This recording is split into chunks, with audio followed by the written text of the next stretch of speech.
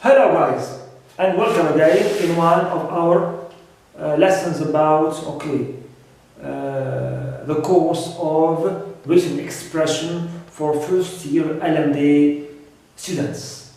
Today we'll continue with our previous course about punctuation marks, and we'll deal with another important mark which is not less important than the previous marks we saw in our former lessons.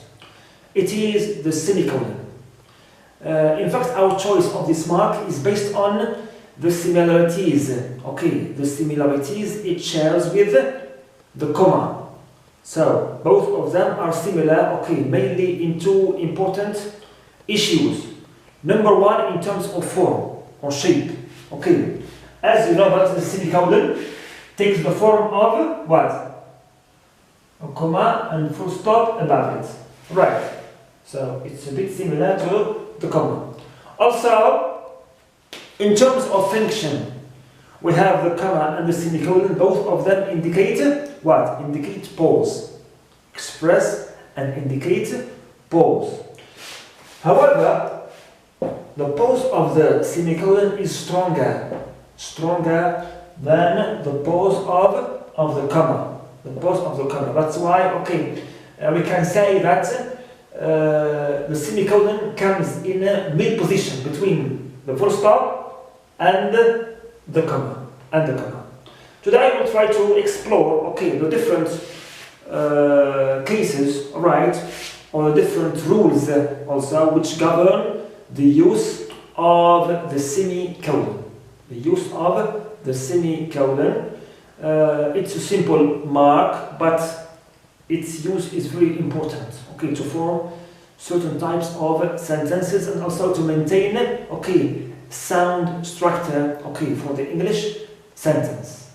As usual, we'll try always to start from the past and link it with the present. It means we'll go back to our previous lessons, right, to draw from them, certain rules about the use of this mark.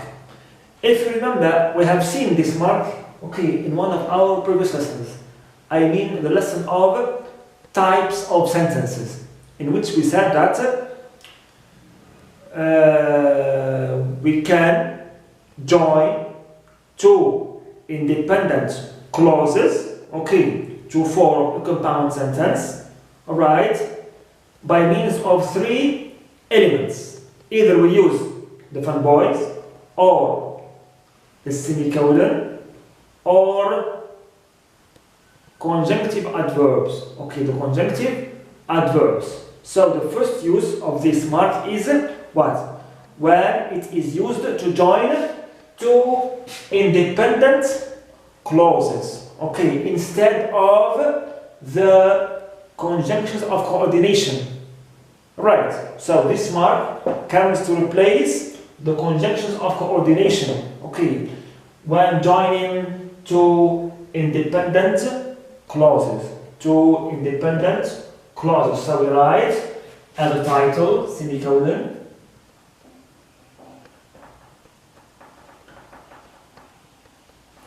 the first use, number one, it is used to join two independent clauses. Of course, these clauses should have a logical relationship between them. Alright, between them, to join two independent clauses, it means instead of the use of the fanboys, on the right one, the conjunctions of coordination are left out. It means it replaces them, to join these two types of clauses. Example, we write, he is busy Right.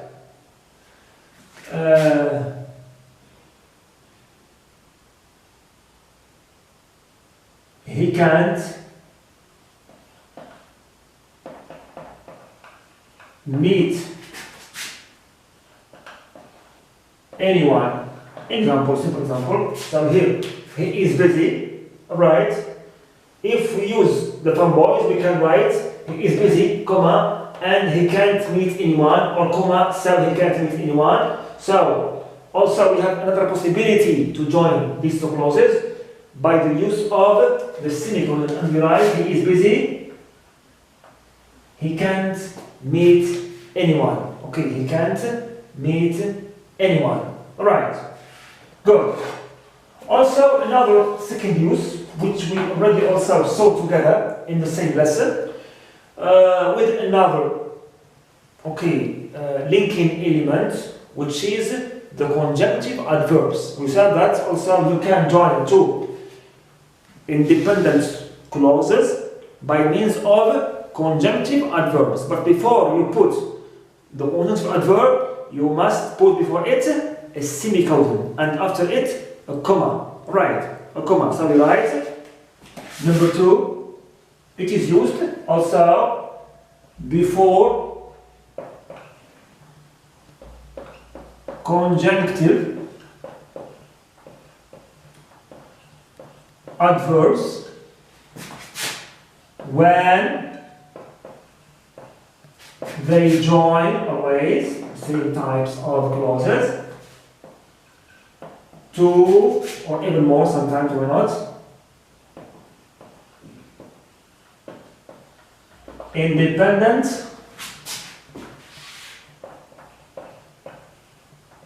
clauses. Right. Example. We write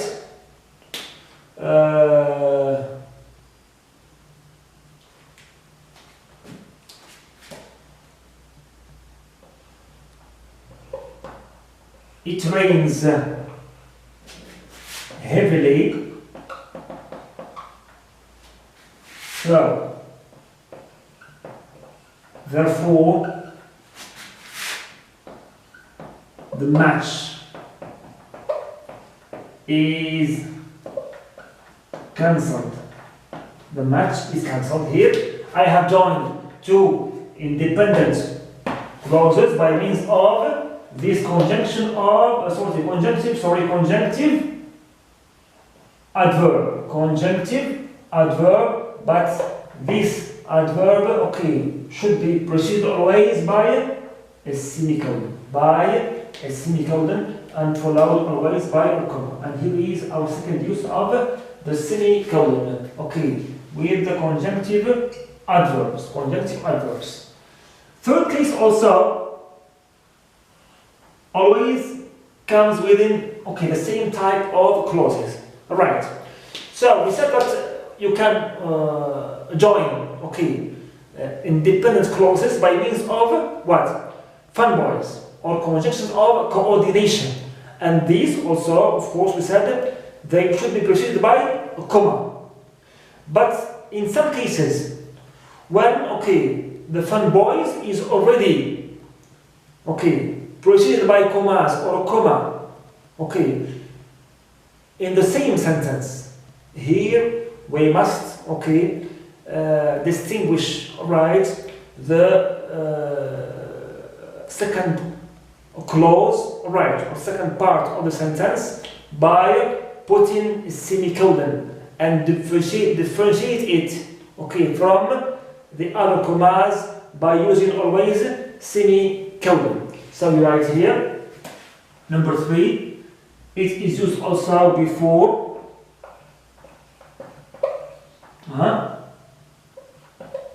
conjunctions of coordination. Coordination. Of course, when joining always two independent clauses So, before the mention of coordination or fanboys, right? And also when they are already preceded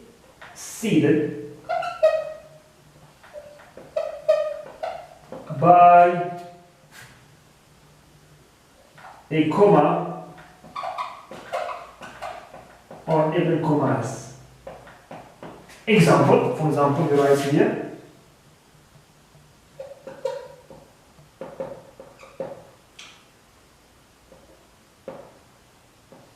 He likes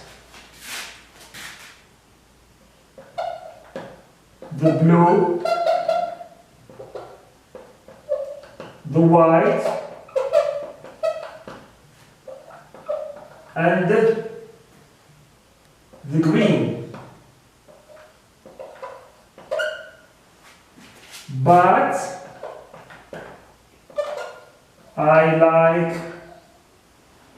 for example, I like the purple or the pink. I like the pink. The pink. Or the purple is better. Purple. The purple. So here, he likes the blue, the white, and the green. Here I have what? A comma before but. Here is my first independent clause, and here is my second one, number 2. Both are joined by but. The fanboy is but, right? But here. This but normally I must put before it a comma as usual, but as I have another comma here, alright, I must distinguish now, okay, the separation mark before the fanboys and replace it here with semicolon. Semicolon. Why? Because there is already a comma before it, like this. A comma before it. Clear? Before it. So whenever, right, the fanboys right in a compound visual sentence or when they join two independent clauses are already preceded by a comma or commas, I must use before them a semicolon instead of a comma, like what we have in this example. Good. Also the fourth case, number 4. Sometimes we try to mention, combinations of items, together, right, in blocks, and these items within each combination, are set off by commas, right. So, to distinguish between each combination, and the other, right, we have to use the semicolon, the semicolon, right, semicolon, we write here, to set off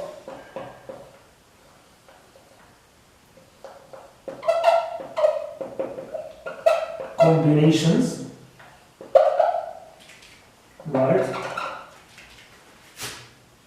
of items within that, right, items that are separated already from within by, a comma. For example, I write, I lived in many places, right. I lived in Paris, France,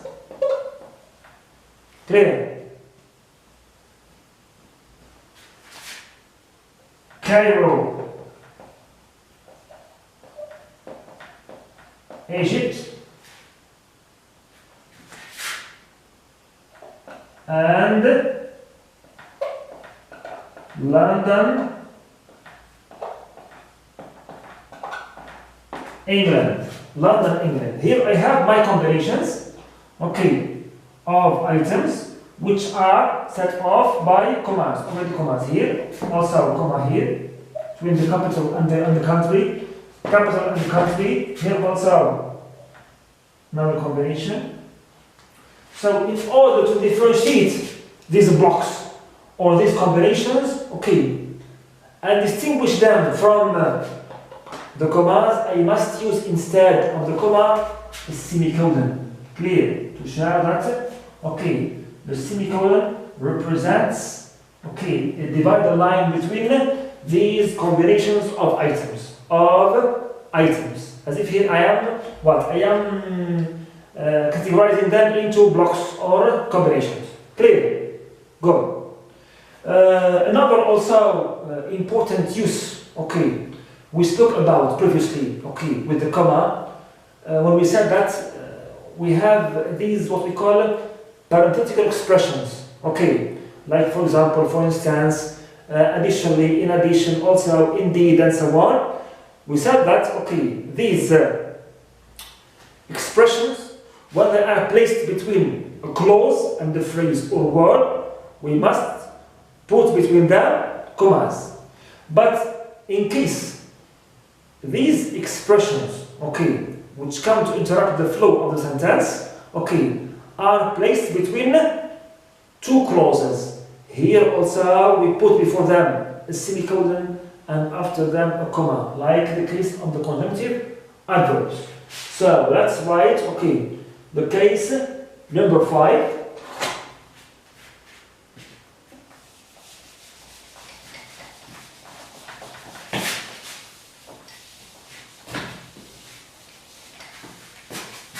Number 5.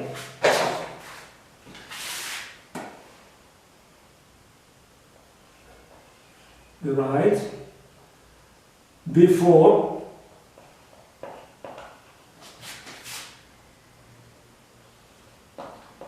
parenthetical expressions, right, when they are placed between two independent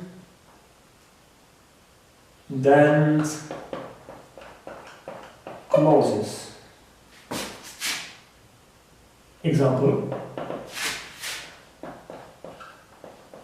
he can do anything.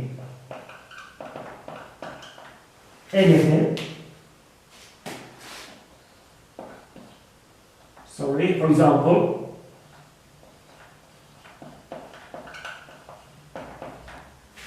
he can fly. He can fly. Huh? He can fly. Now, here we have this parenthetical expression, right? For example, like for instance, like also, like in addition, like indeed, like on the other hand, and so on. Here it's placed or it joins what? An independent clause to another also independent clause. Alright, so here, okay, it must be preceded by a semicolon and followed by a comma. A comma, like the case of the conjunctive adverbs. Case of the conjunctive adverbs. So here are the 5 cases, okay, or rules which govern the use of the semicolon, and that we should take them into consideration whenever, okay, we want to guarantee, okay, sound academic writing. Thank you so much for your attention and attentiveness, and see you in our next comma and next lesson. Goodbye.